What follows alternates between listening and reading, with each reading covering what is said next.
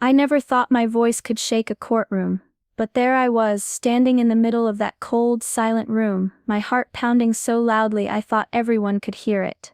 The judge was looking at me, waiting. The prosecutor, smug and confident, leaned back in his chair, sure I was nothing more than a scared kid who didn't belong there. They all thought I was just some quiet teenager, trembling and unsure. But they didn't know me, not really. I wasn't about to let fear stop me from speaking the truth. Because what I was about to say would change everything. I took a deep breath and looked around. Every pair of eyes in that courtroom was on me. I could feel their doubt, their judgment, but also a flicker of curiosity. I wasn't just a kid, I had something important to say. And I wasn't leaving without being heard. Growing up, I was always the quiet one. At 17 I didn't say much, but I saw everything. Living in a small town like ours, people were quick to judge, and even quicker to whisper behind your back. It was the kind of place where everyone thought they knew your story before you even told it. My world was small but safe, mostly because of my mom. She was kind-hearted in a way that made you believe the world could be a better place.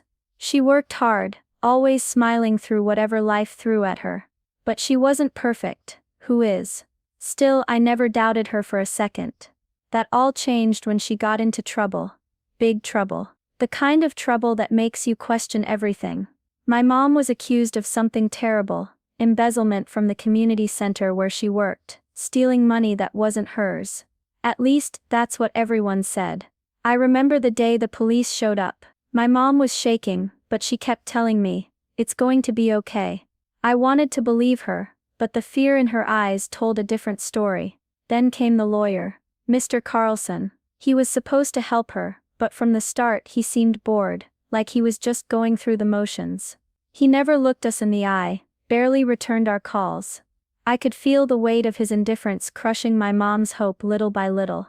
The prosecutor, Mr. Grant, was the opposite. Cold, confident, and relentless.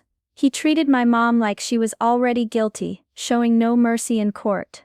Every word from him felt like a blow to my family. And then there was Uncle Mike, my mom's closest friend since forever, or so I thought. He showed up a lot, always ready with a smile and a hug for me. He acted like family, but even then, I had this weird feeling I couldn't shake. Something about him seemed off. As the case dragged on, I kept trying to speak up. I told Mr. Carlson about things I noticed, things that didn't add up. But I was just a kid to him. My concerns were dismissed with a quick nod and a "let the lawyers handle it." It was frustrating, like shouting in a room full of people who refused to listen. But I knew deep down that my mom wasn't the person they made her out to be. And I was determined to prove it, no matter what it took.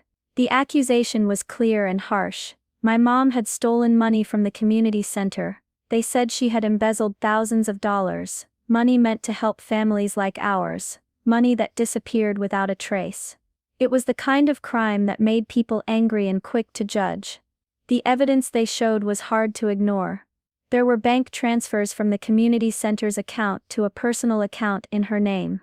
There were forged signatures on official documents, and worst of all, piles of missing funds that no one could explain. It looked like my mom had betrayed everyone who trusted her. Even our neighbors, the people who had known my mom for years, started to turn away.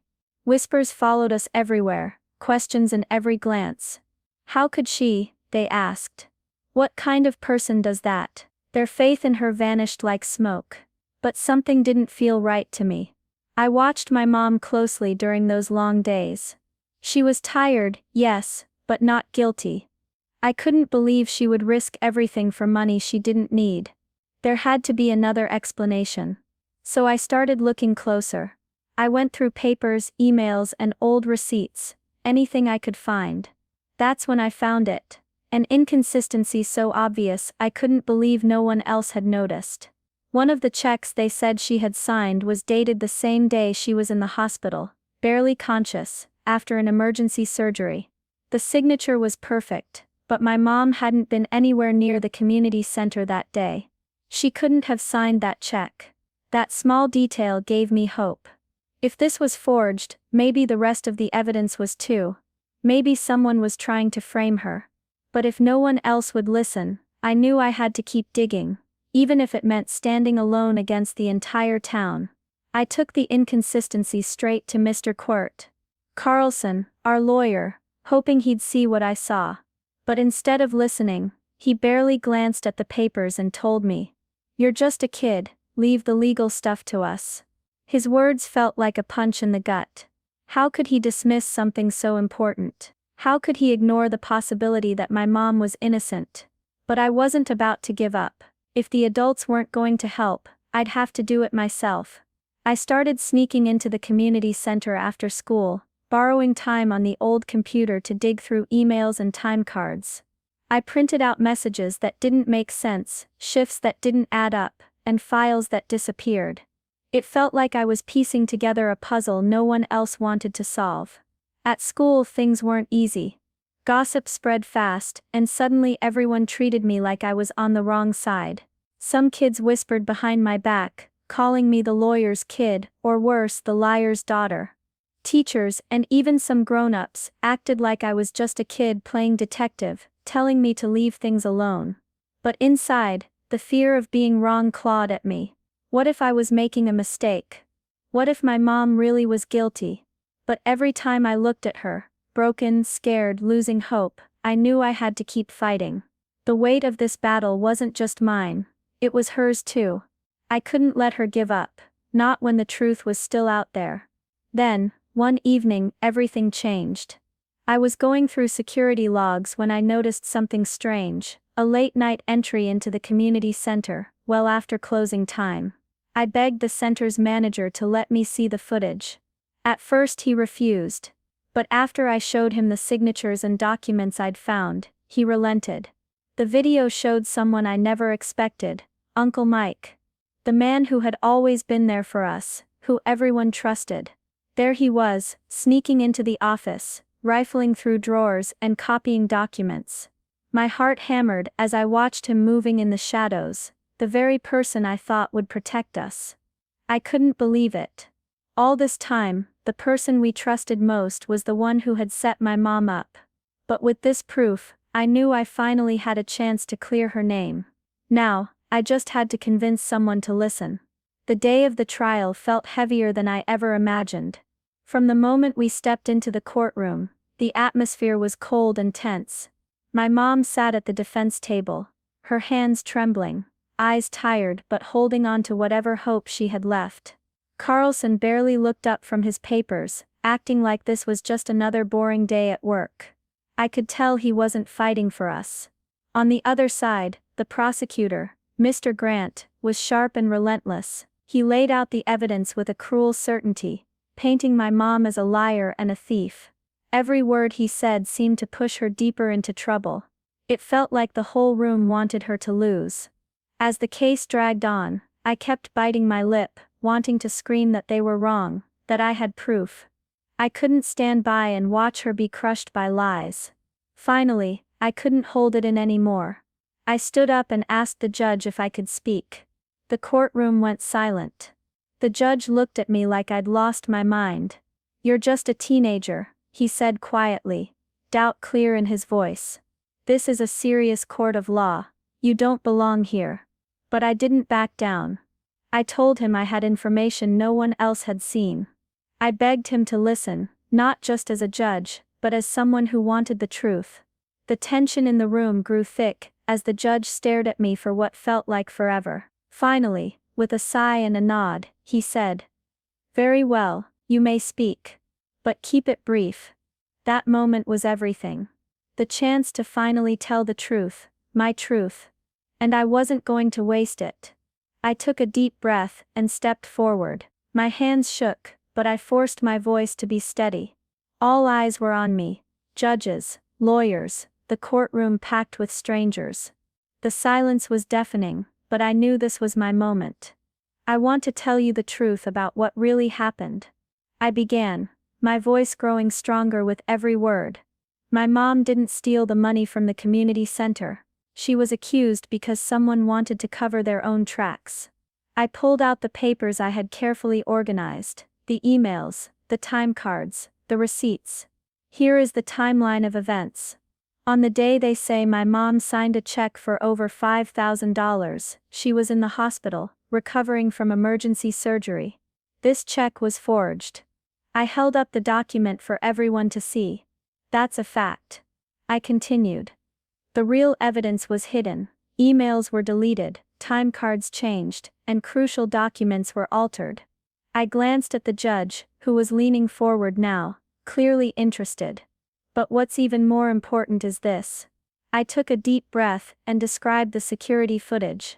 On the night when the money went missing, someone entered the community center after hours. It wasn't my mom, it was Uncle Mike, the man everyone trusted, the one who visited us all the time. A murmur spread through the courtroom. I watched faces change, the prosecutors, the judge, even the jury. I wasn't sure if it was disbelief or shock. Why would he do this? I asked quietly, though I already had my answer. Because he wanted to steal the money and make it look like my mom did it. Suddenly, Mr. Grant, the prosecutor, slammed his hand on the table. Objection. This is irrelevant. A teenager has no place accusing a respected community member without proof. But the judge raised his hand, silencing him. Let her finish. I felt a surge of courage. I have the footage. It clearly shows Uncle Mike sneaking into the office, copying documents, and moving suspiciously late at night. I have emails he sent, threatening to ruin my mom if she didn't stay quiet. This isn't just speculation, it's proof. The courtroom fell into a tense silence.